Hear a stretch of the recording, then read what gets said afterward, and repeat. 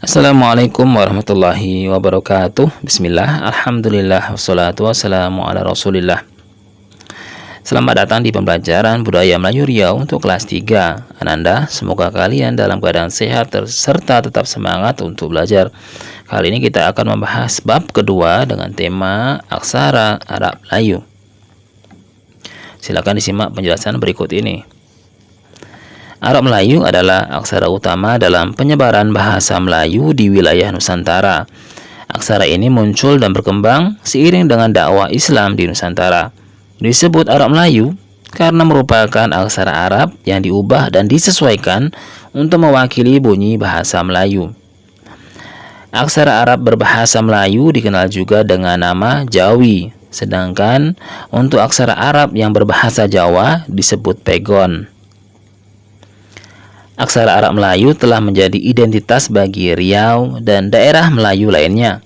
Saat ini baru papan nama jalan, nama kantor pemerintah, dan sekolah yang dicantumkan dengan Arab Melayu.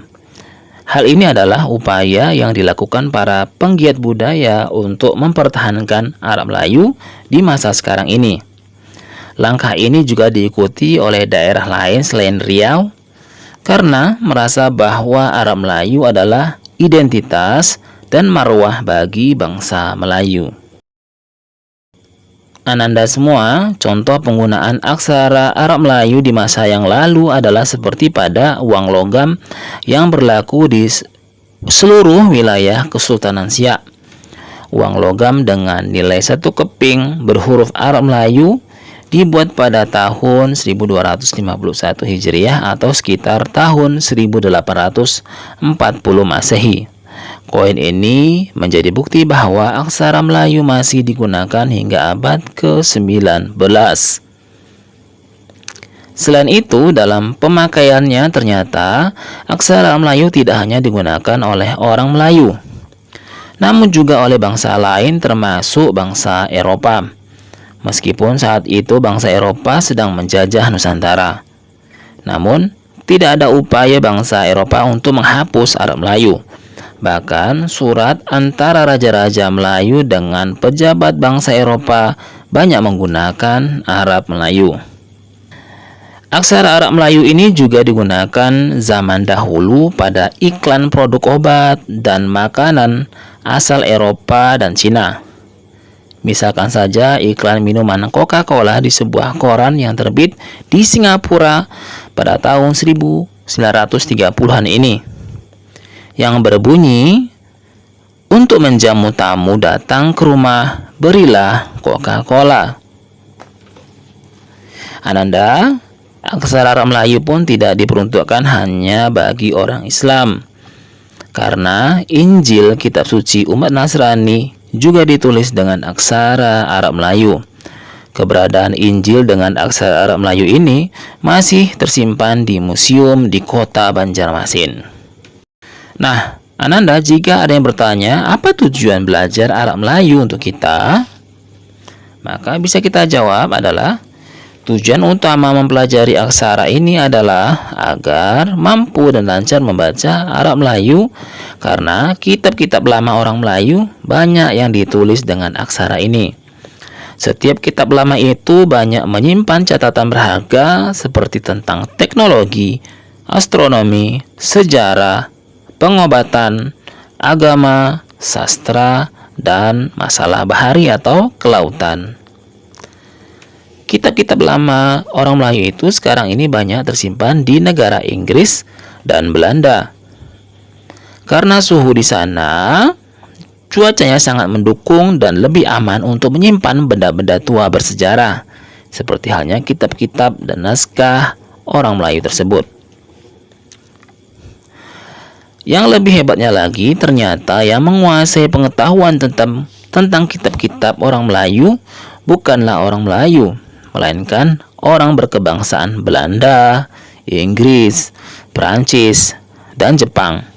Belum ada orang Melayu yang benar-benar ahli dan menguasai kitab-kitab lama orang Melayu. Nah, semoga saja di masa yang mendatang Ananda adalah salah satu yang menguasai pengetahuan tentang kitab-kitab lama orang Melayu.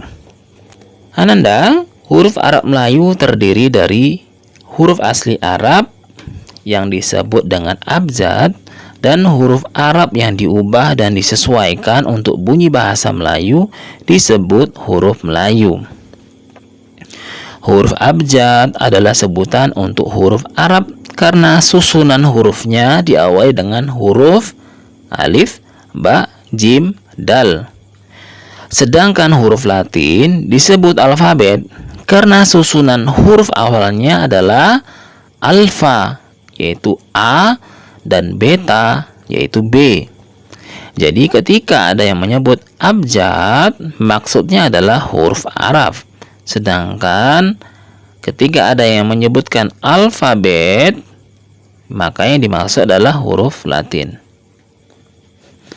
Adapun susunan huruf abjad yang berjumlah 28 huruf berdasarkan pada ketentuan yang berlaku di seluruh dunia adalah sebagai berikut. Silakan lihat pada kotak-kotak huruf berikut ini. Sedangkan untuk melafalkan huruf abjad dengan cara melafazkannya setiap hurufnya adalah seperti berikut ini. Ananda, huruf abjad tidak mampu mewakili beberapa bunyi kata dalam Arab Melayu. Sebab itu, dilakukan ubah dan penyesuaian pada huruf abjad agar kegiatan tulis baca dapat dilakukan seperti pada huruf Melayu berikut ini, yaitu C, G, Ng, Ny, dan P.